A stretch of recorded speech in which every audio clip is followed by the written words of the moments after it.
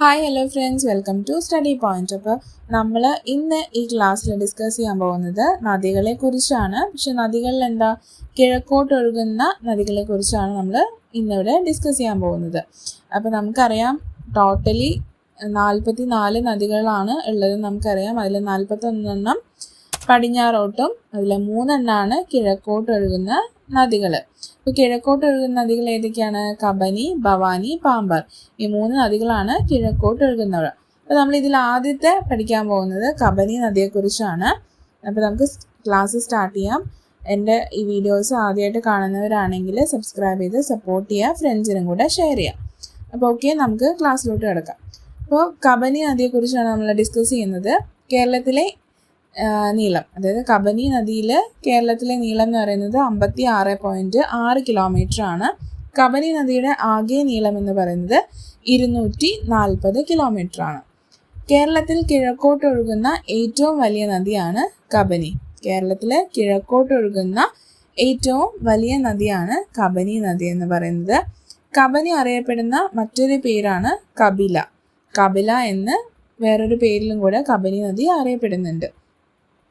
കബനി ഉത്ഭവിക്കുന്ന സ്ഥലം തൊണ്ടാർമുടി, വയനാട്. തൊണ്ടാർമുടി വയനാടിൽ നിന്നാണ് നമ്മുടെ കബനി നദി ഉത്ഭവിക്കുന്നത്.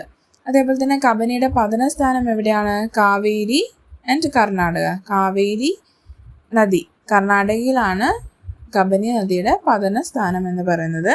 കബനി നദി കാവേരിയുമായി ചേരുന്ന സ്ഥലം തിരുമക്കുടൽ. കബനി നദി കാവേരിയുമായിട്ട് ചേരുന്ന സ്ഥലമാണ് തിരുമക്കുടൽ. ബാണാസുരസാഗർ ഡാം സ്ഥിതി ചെയ്യുന്ന നദി കബനിയിലാണ്. ബാണാസുരസാഗർ ഡാം നമ്മൾ ഒരുപാട് കേട്ടിട്ടുള്ളതാണ്. അപ്പോൾ ഈ ബാണാസുരസാഗർ ഡാം സ്ഥിതി ചെയ്യുന്നത് കബനി നദിയിലാണ്. അതേപോലെ തന്നെ കുറുവ ദ്വീപ് സ്ഥിതി ചെയ്യുന്നത് കബനി നദിയിലാണ്. കുറുവ ദ്വീപ് സ്ഥിതി ചെയ്യുന്ന നദി കബനിയാണ്. കേരളത്തിൽ നിന്ന് ഉത്ഭവിച്ച് കർണാടകയിലേക്ക് ഒഴുകുന്ന ഏക നദിയാണ് കബനി. കേരളത്തിൽ നിന്ന് ഉത്ഭവിക്കുന്നു. നമ്മൾ പറഞ്ഞു എവിടെ നിന്നാണ് ഉത്ഭവസ്ഥാനം എന്ന് പറയുന്നത്? തൊണ്ടാർമുടി, വയനാട്. വയനാട് ജില്ലയിലെ തൊണ്ടാർമുടിയിൽ നിന്നാണ് കബനി നദിയുടെ ഉത്ഭവസ്ഥാനം എന്ന് പറയുന്നത്. കേരളത്തിൽ നിന്ന് ഉത്ഭവിച്ച് കർണാടകയിലേക്ക് ഒഴുകുന്ന ഏക നദിയാണ്. നമ്മൾ പറഞ്ഞിരുന്നു പതനസ്ഥാനം എവിടെയാണ്? കാവേരി കർണാടകയിലാണ് അല്ലേ.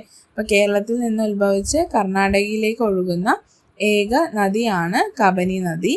കബനി നദിയുടെ തീരത്ത് സ്ഥിതി ചെയ്യുന്ന ദേശീയോദ്യാനം ഏതാണെന്ന് ചോദിച്ചു കഴിഞ്ഞാൽ നാഗർഹോൾ ദേശീയോദ്യാനം. കർണാടകയിലുള്ള നാഗർഹോൾ ദേശീയോദ്യാനമാണ് കബനി നദിയുടെ തീരത്ത് സ്ഥിതി ചെയ്യുന്ന ദേശീയോദ്യാനം എന്ന് പറയുന്നത്. അപ്പോൾ ഇത്രയും കാര്യങ്ങളാണ് നമുക്ക് കബനി നദിയെക്കുറിച്ച് ഡിസ്കസ് ചെയ്യാനുള്ളത്. കിഴക്കോട്ടൊഴുകുന്നതിലെ ഏറ്റവും വലിയ നദിയാണ്. അതേപോലെ തന്നെ കപില എന്ന പേരിൽ അറിയപ്പെടുന്നുണ്ട്. ബാണാസുരസാഗർ ഡാം, കുറുവ ദ്വീപ് ഇതൊക്കെ സ്ഥിതി ചെയ്യുന്ന എവിടെയാണ്? കബനി നദിയിലാണ്.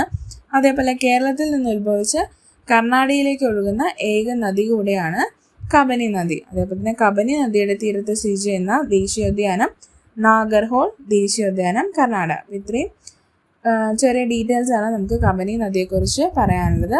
ഇനി അടുത്ത കിഴക്കോട്ട് ഒഴുകുന്ന നദിയെക്കുറിച്ച് നമുക്ക് അടുത്ത ക്ലാസ്സിൽ ഡിസ്കസ് ചെയ്യാം. Thank you so much.